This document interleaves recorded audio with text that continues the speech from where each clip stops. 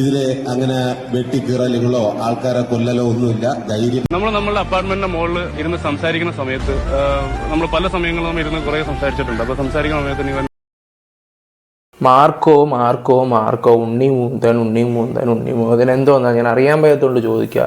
എയർപോർട്ടിൽ നിന്ന് ഉണ്ണിമൂന്തൻ വരുമ്പോൾ ഉണ്ണിമൂന്തൻ്റെ ആറ്റിറ്റ്യൂഡ് അത് ഇത് മറ്റേത്, ഇവന് പട്ടി ഷോ ഓഫ്, ഇവന് മറ്റേതാണ് മറിച്ചതാണ് മാടയാണ് ചാക്കയാണെന്നൊക്കെ കിടന്ന് കുറേ ആൾക്കാർ. ഓക്കെ, സോഷ്യൽ മീഡിയയിൽ അങ്ങനെ കുറച്ച് കമൻറ്റ്സ് വന്നു. പടം വന്നപ്പോൾ ഇവൻ്റെയൊക്കെ കുരു പൊട്ടി. പിന്നെ അത് മാത്രമല്ല, പിന്നെ റിവ്യൂ ഇട്ട ചില ആൾക്കാർക്കും കിട്ടേണ്ടതൊക്കെ നല്ല രീതിയിൽ കിട്ടി എന്നുള്ള രീതിയിലായിട്ടുണ്ട് ഇപ്പോൾ കാര്യങ്ങളൊക്കെ. അതെല്ലാം നമുക്ക് ഇവിടെ ഇപ്പോൾ സിനിമ ഫീൽഡിലെ കുറച്ച് ആൾക്കാർ വേണ്ടേ വീണ്ടും തുടങ്ങിയിരിക്കുന്നത്. നമ്മുടെ സുരാജ് വെഞ്ഞാറമൂടിൻ്റെ ഒരു പടം ഇറങ്ങിയിട്ടുണ്ട്, ED എക്സ്ട്രാ ഡീസൻ്റ് എന്ന് പറഞ്ഞൊരു മൂവിയാണ്. അത് അത്യാവശ്യം കൊള്ളാം, കണ്ടിരിക്കാൻ പറ്റിയൊരു പടമാണ്, ഞാനത് കണ്ടിട്ടുണ്ട്.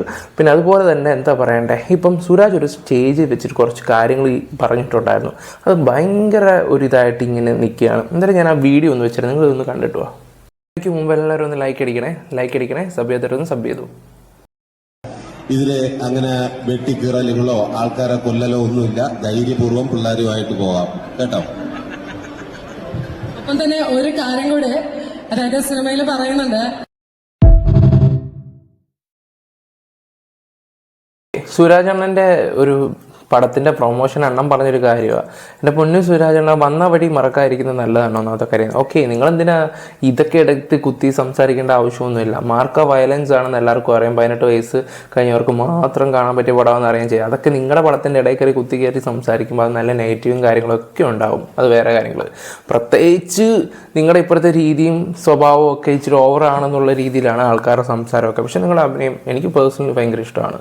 എന്തായാലും പറയേണ്ട കാര്യങ്ങളൊന്നും പറയണമല്ലോ. എന്തായാലും കമൻറ്റ് ബോക്സിലാണ് അതിന് പൊങ്കാല നിറച്ച് വെച്ചിരിക്കുന്ന പൊങ്കാല. എന്തായാലും നമുക്ക് ആ പൊങ്കാലയോട്ടൊന്ന് പോവാം.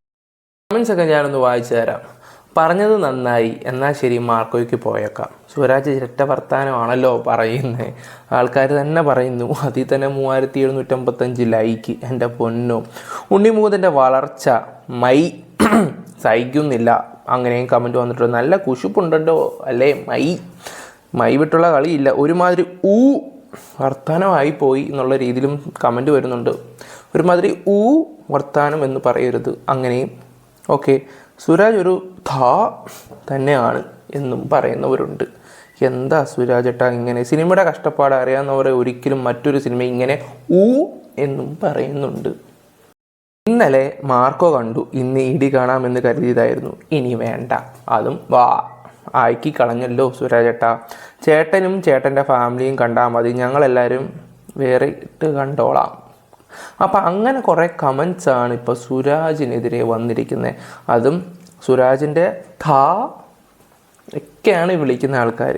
എന്തായാലും ചോദിച്ച് മേടിച്ച സ്ഥിതിക്ക് കൊണ്ടുകൊണ്ട് അവിടെ ഇരിക്കുന്നത് തന്നെ ആയിരിക്കും നല്ലത്. അതുപോലെ തന്നെ മാർക്കോയിൽ അഭിനയിച്ച സിദ്ദിഖ് സംബന്ധമായിട്ടുള്ളൊരു കാര്യം എന്ന് വെച്ചാൽ, പടത്തിൽ എല്ലാവരും പറഞ്ഞത് ജഗദീഷ് പൊളിച്ചടുക്കുമെന്നാണ്. പക്ഷെ ക്ലൈമാക്സ് തൂക്കിയ മുതൽ അത് നമ്മുടെ സിദ്ദിഖൊക്കെ തന്നെയായിരുന്നു.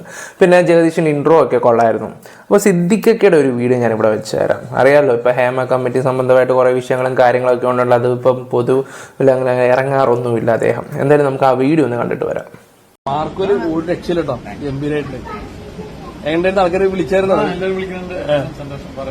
ഉണ്ണിമൂന്നിന്റെ കരിയറിലൊരു ഭയങ്കര അഭിപ്രായം. ടിക്കറ്റ് ഇട്ടല്ലെന്ന് പറഞ്ഞു. ചേട്ടന്റെ റോളിനെ കുറിച്ചും ഡയലോഗിനെ കുറിച്ചും ഒക്കെ ഒരു ഇൻട്രോ കൊടുക്കുന്നുണ്ട് ഉണ്ണിമൂന്നിന്.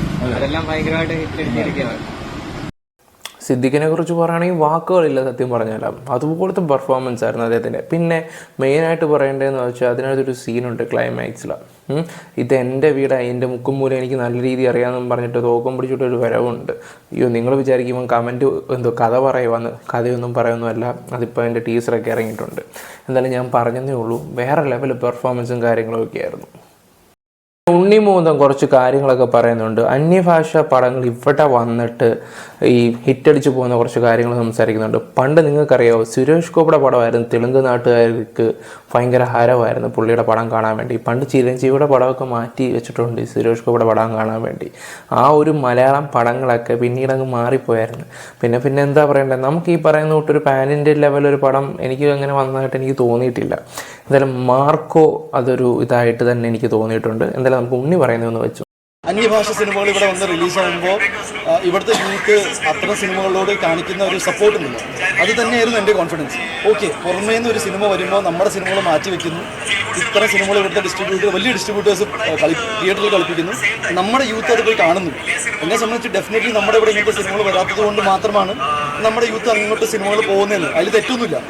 അപ്പോൾ ഇനി അങ്ങോട്ട് നമ്മുടെ സിനിമകൾക്കും നമ്മുടെ ടെക്നീഷ്യൻസിനും നമ്മുടെ ഫിൽം മേക്കേഴ്സിനും നമ്മുടെ പ്രൊഡ്യൂസേഴ്സിനും ഇതൊരു വലിയൊരു ഒരു കോൺഫിഡൻസ് വരട്ടെ. ഐ റിയലി ലവ് ഈ ലവ് സ്റ്റോറീസ് ആൻഡ് എന്താ പറയുക ഫീൽ ഗുഡ് സിനിമകൾ എനിക്ക് ഇഷ്ടമാണ്, ഞാൻ ഒരുപാട് ചെയ്തിട്ടുണ്ട്. But I think at the same time parallelly വലിയ സിനിമകളും തിയേറ്ററിൽ ആഘോഷിക്കപ്പെട്ട സിനിമകളും ഒക്കെ വന്നാൽ നിങ്ങൾക്കും എനിക്കും എല്ലാവർക്കും എൻജോയ് ചെയ്യാൻ പറ്റുന്നത്. ഇപ്പോൾ ക്രിസ്മസ് സമയത്ത് ഒരു ഇടിപടം വരിക എന്ന് പറഞ്ഞാൽ ഒരു തെറ്റുമില്ല. അത് പറഞ്ഞത് പക്കയാണ്. കാരണം നമ്മൾ തിയേറ്ററിൽ പൈസ കൊടുത്ത് പോവുകയാണെങ്കിൽ അത് മുതലുണ്ടാക്കണം ഈ വരുന്ന കാണുന്ന പ്രേക്ഷകർക്ക്. അത് ഈ പടത്തിലാണ് നല്ല പക്കയായിട്ട് അദ്ദേഹം ചെയ്തു വെച്ചിട്ടുമുണ്ട്.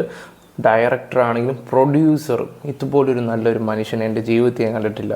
എത്ര സപ്പോർട്ടീവാണ്. അതുപോലൊക്കെ ഉണ്ണിമൂന്തൻ്റെ ഒരു ഭാഗ്യത്തിനാണ് സത്യം പറഞ്ഞല്ല. പിന്നെ ഉണ്ണിമൂന്തൻ വന്ന വഴി അതിനെക്കുറിച്ചും നമ്മൾ സംസാരിക്കേണ്ട കുറച്ച് കാര്യങ്ങളൊക്കെ ഉണ്ട്. ജീവിതം അവസാനിച്ചാലോ എന്ന് വരെ കരുതിയ ഒരു മനുഷ്യനാണ് അദ്ദേഹം. എന്തായാലും ഒറ്റയ്ക്ക് വഴിവെട്ടി തന്നെ ഈ ഒരു ലെവലിലേക്ക് എത്തി വന്നതല്ലോ, അത് നല്ലൊരു വലിയ കാര്യം തന്നെ. ഒരു വിക്കനായിട്ട് അഭിനയിക്കാനാണ്. ആ പയ്യനെ അടുത്ത് എപ്പോഴും ചോദിക്കും, എങ്ങനെയാണ് ചേട്ടാ ഈ വിൽക്കുന്നത് സ്റ്റാമറിംഗ് എന്ന് പറഞ്ഞു. അപ്പോൾ ഞാൻ കുറച്ച് പഠിപ്പിച്ചു കൊടുത്തിട്ടുണ്ട്. ഇന്ന് അപ്പോൾ ഈ നല്ലൊരു സ്റ്റാറായിട്ട് വന്നു. എന്നോടൊപ്പം തന്നെ അമ്മ എന്ന് പറയുന്ന സംഘടനയിൽ എക്സിക്യൂട്ടീവ് മെമ്പറായിട്ടുണ്ട്. ഉണ്ണിമൂന്തൻ എന്നാണ് പേര്. അപ്പം അന്ന് അന്തിലൊരു നടി ഇവൻ്റെ ഒപ്പം നിന്നിട്ട് ഫോട്ടോ എടുക്കാൻ, ഇത് ഉണ്ണി പോലെ ഷെയർ ചെയ്യാത്ത കാര്യമാണ് ഞാൻ ഷെയർ ചെയ്യുന്നത്. അതിൻ്റെ ഒപ്പം നിന്ന് ഫോട്ടോ എടുക്കാൻ കുറച്ചിൽ പോലെ കണ്ടിട്ട് ഒരുമിച്ച് ഫോട്ടോ എടുക്കാൻ പറ്റില്ല എന്ന് ഫോട്ടോഷൂട്ടിൽ. അപ്പോൾ നടിയുടെ പേര് ഞാൻ പറയുന്നില്ല.